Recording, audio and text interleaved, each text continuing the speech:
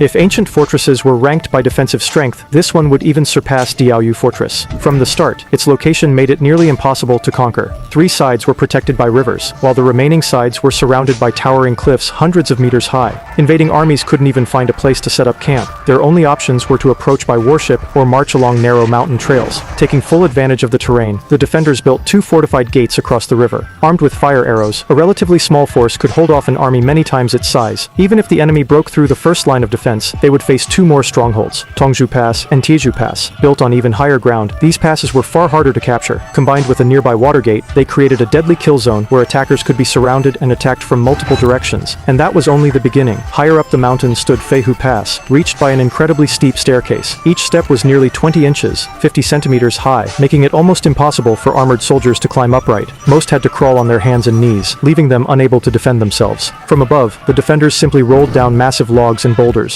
No matter how large the invading army was, it became easy prey. But the climb wasn't over. Beyond Feihu Pass were three more defensive gates, Feilong Pass, Kaotian Pass, and Feifang Pass. Each one was more difficult to capture than the last, turning every advance into a nightmare. To attacking soldiers, every gate felt like the entrance to the underworld. Even so, the fortress had one vulnerable point. A narrow mountain ridge behind the city offered another way in. Although it was still extremely difficult to cross, it wasn't as secure as the main approach. To eliminate this weakness, two additional gatehouses were built at the rear, creating a brilliant defensive system known as 3 passes and 2 watch cities. With that, one of the strongest fortresses in ancient China was complete, Heilongtun. Built during the same era as Diaoyu Fortress, Heilongtun was one of the 3 great anti-Mongol fortresses.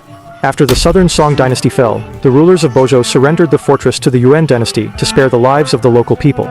Centuries later, during the Ming dynasty, they rebelled against the imperial court. The rebellion was crushed, and Heilongtun was ultimately destroyed.